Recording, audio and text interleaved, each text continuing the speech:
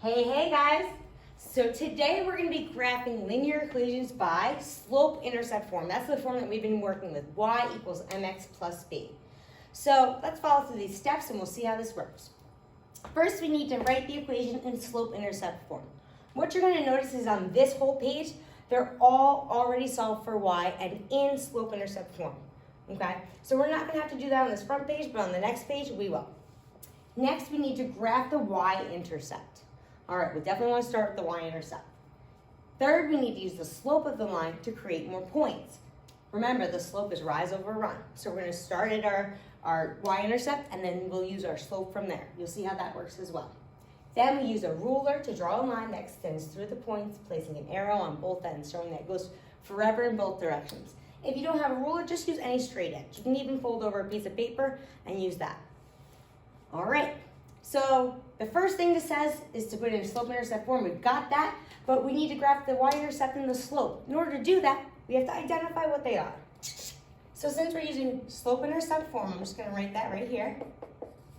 Remember that our m is our slope and our b is our y-intercept. So let's identify that for our first example. We always write our slope as rise over run. We always write our y-intercept as 0, whatever that number is, that b. So in this case, our slope would be our negative 1 over 1. Our y-intercept, 0, that's a positive 5, positive 5. Tells us to graph the y-intercept first. So from the origin, remember this is your y-axis, and this is your x-axis. I'm going to go up 5, because that's a positive 5. 1, 2, 3, 4, 5, right there. From there, I need to use my slope. It's rise over run, so I need to go down 1 to the right 1. I'm going to continue doing that off of my graph. Down 1 to the right 1, down 1 to the right 1, down 1 to the right 1. Get as many points as you can for accuracy's sake.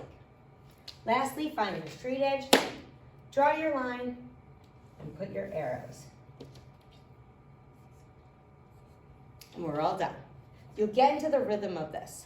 So just keep sticking with me, and we'll start again. M equals, B equals. Your slope of the line is located right next to that x. It's negative 3. Since it's not written in fraction form, I'm just going to throw a 1 underneath it. Then we have our y-intercept, which I see is a negative 1.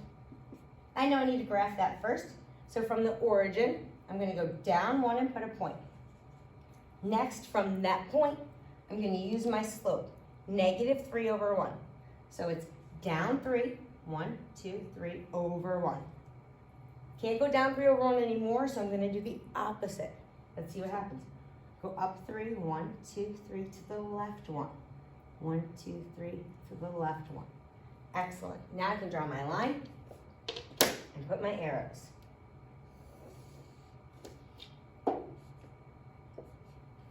Not too bad. M and B. M equals, B equals. My slope right here, located next to my x, it's a positive 2 over 5. My y-intercept is a positive 2. I know I need to graph that first. So on my y-axis, I need to go to positive 2 and put a point. From there, I'm going to use my slope rise over run to rise 2, run 5. 1, 2, 3, 4, 5. If I do the opposite, I'm going to go down 2 to the left 5. 1, 2, 1, 2, 3, 4, 5. That gives me the same slope, more points on my line so I can have the most accurate line possible. Draw your line, put your arrows, and we're good. Let's take a look at a couple more examples here.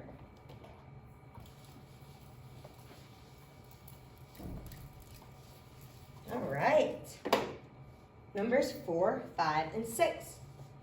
Right away, I want to identify my slope of the line, the y-intercept. I like to get those set up almost right away. So I'm going to make that m equals, b equals for all 3 of these. You don't have to do that, but it helps me just stay in a nice rhythm.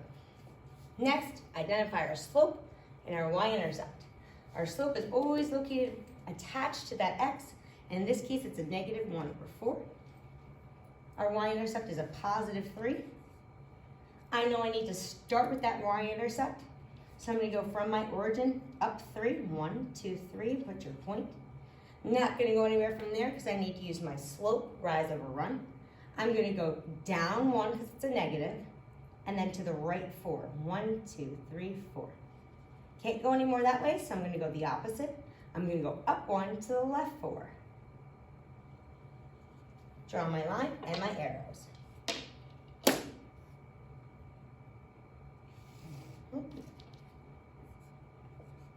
All right.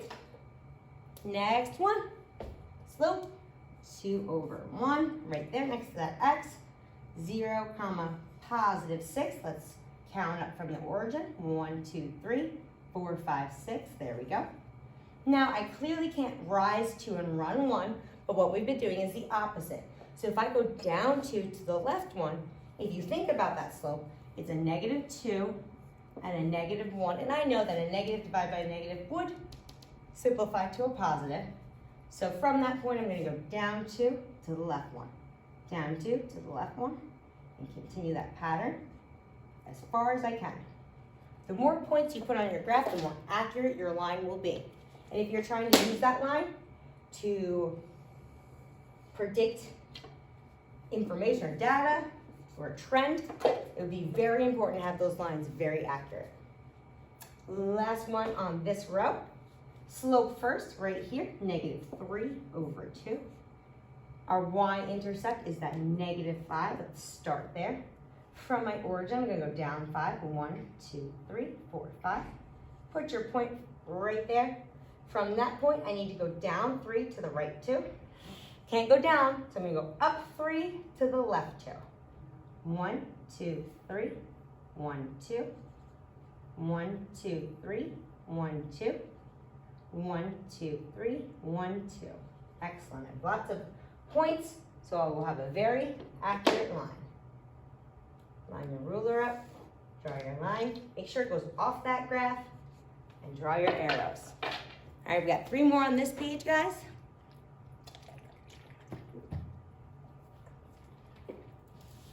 Seven, 8, and 9. We got some interesting stuff going on here. Let me just set up our m equals b equals, and then we'll talk about a little bit different cases in this.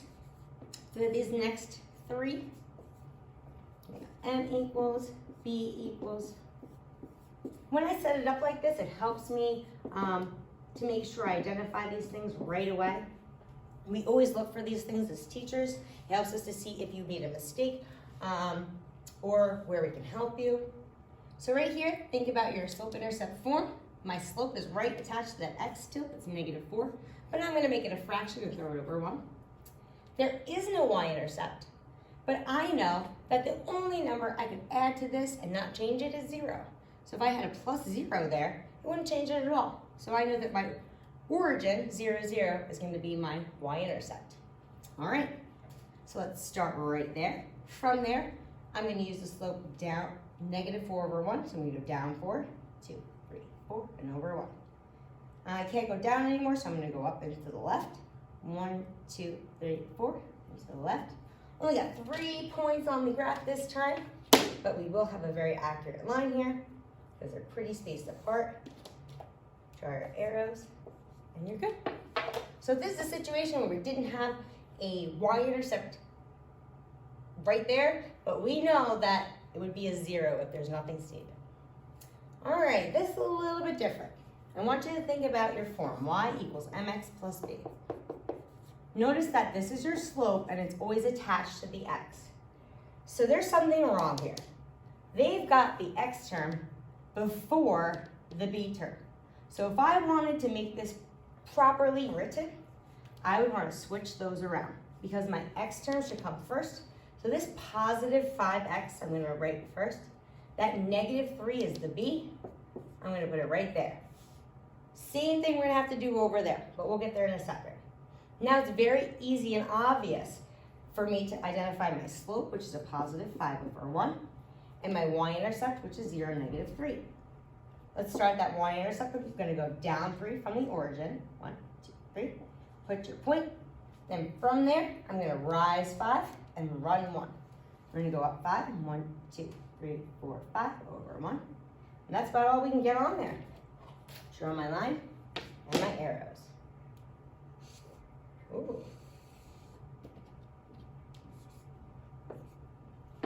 On this last one on the front page, similarly, I'm going to need to switch these two because I see this is my constant term. This is my slope that's attached to the x. So if I rewrite this, my slope needs to come first. And notice that this whole thing is my slope because the sign in front of the number goes with that number.